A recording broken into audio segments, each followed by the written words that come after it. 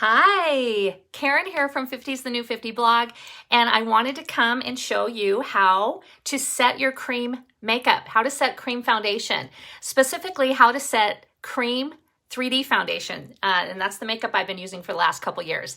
So I wanted to do this, and I get a lot of questions about how to set your makeup. Do you use setting spray? Do you use setting powder? Do you use both? And when? And in what order? So this is gonna be really quick and really fast, and I'll save this, so if you happen to catch it later, make sure you comment replay and let me know that you caught it after. And if you have questions, just leave them in the comments and I will make sure to get back to you. Okay.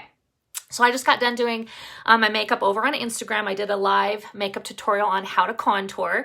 And if you want to catch that, just go follow me over on Instagram. I'll put a link to my Instagram page over there. It's 50 is the New 50 blog. So let's talk about setting. So what is so great about cream makeup is that it actually sits on top of your skin. So it's moisturizing. It gives you this gorgeous glow. It adds dimension to your face. And it doesn't really it shouldn't look cakey. It shouldn't come off throughout the day. If your makeup is looking cakey or heavy, then probably the biggest tip I would say is you're probably using too much. And that's one of the hardest things to change when you switch to 3D foundation, is not using too much of this makeup because it's so pigmented and it's made to be used all in one layer. So let's talk about setting spray. All right. So if you have normal to dry skin like I do, you probably can just get away with setting your makeup with setting spray. So if you want to make sure that you use a setting spray that is water-based. So this is the setting spray that is formulated to work with this cream 3D foundation. If you already have setting spray at home, go ahead and give it a try. Just make sure that it is mostly water-based. Don't get a silicone-based one because silicone and cream makeup, they just don't, sorry, I just noticed something. My nose, they just don't do well together. So a water-based setting spray. All right, if you have our setting spray in this bottle here, let me show you some different ways that you can apply it. So usually you put your setting spray on after you have applied your cream foundation, lip and cheek, and all of that, and you're done. So biggest tip is to always shake your setting spray before you use it.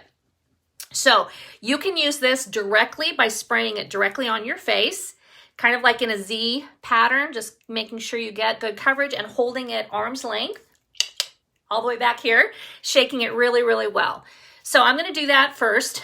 Now it's going to come out pretty heavy, but if you spritz this, don't half spritz it, don't give it a little tiny, just a little spritz, because then it's going to come out in a bigger amount of spray. You want to hold it back and you want to shake it and you want to give it a nice mist like that. Okay, then it should go on your face in a nice mist. You can take a little fan if you're in a hurry and dry it, or just walk around and let that air dry. That's going to set and hold your makeup for 10 to 12 hours throughout the day. It really is. It shouldn't be rubbing off on your clothes. It shouldn't be coming off on your phone. If it is, make sure you use setting spray. And if it is, then you're probably got too much makeup on, okay? So that is my biggest tip. The next way I want to show you that you can apply setting spray is if you just cannot stand to spray your face, you're one of those people that don't even like to get their face wet in the shower. I don't like it. I don't want to spray my face. You can actually spray your setting spray on either a perfector sponge that's been prepared. And if you haven't checked out my video on how to prep your beauty blenders or your perfector sponge to use them with cream makeup, ask me for that in the comments and I'll send it to you. But what you want to do is you can actually take your setting spray and you can spray it on a perfector sponge or a beauty blender. And then you can come in and you can see how it looks wet. You don't want to rub it on because we're not removing the makeup. We're dabbing it on to set the makeup. So I'm really going to have a lot of setting spray on by the time I'm done. Another great way is to take a really big fluffy ended brush. This one happens to be, this is the blush and bronzer brush, and it's the fluffy end of the blush and bronzer brush. And you can actually spray the end of that fluffy brush and you can stipple this on. And this is a newer way for me, and I really like it. I can even stipple it over my eyeshadow gently, down on my neck. And that's going to apply a wonderful amount of setting spray. So I am going to totally be set for the day, okay? So if you have combination oily skin, you know you're going to get super hot and sweaty. Maybe you put your makeup on and you're going to go run a marathon. I don't know.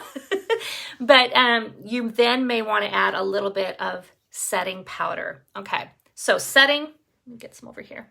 I love it. Plus it just smells so good. Setting powder. The key to setting powder with cream makeup is the word translucent. So you want to stay away from your pressed colored powders, and you actually want to use an air spun translucent setting powder. This one happens to be the one we sell. It's called Vanilla Dust, and you can see I've used it. And it's in a tin, so you can actually drop it right into your compact with all of your other makeup. It's magnetically, can drop right in there. Setting powder you always want to use after you put on your setting spray. So you can use both. You can use setting spray and then you can come in with a little bit of setting powder.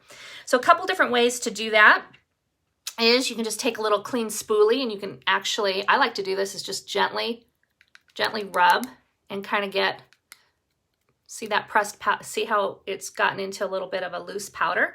And you can take your Perfector sponge, just find a clean spot and dab it in. There's the powder.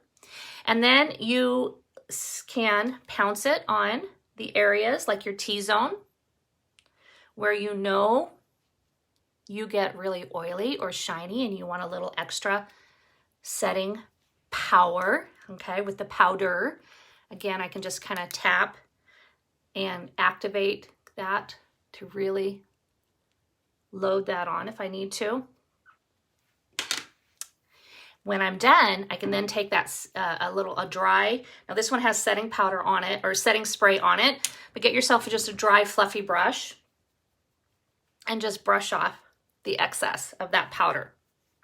Because the whole point of us switching at this age, you know, to a cream makeup is that we're trying to get away from powders, because the powders make us look flat, and they can tend to kind of flatten your face and get into your fine lines. So, but if you need a little extra setting powder, you can apply it that way.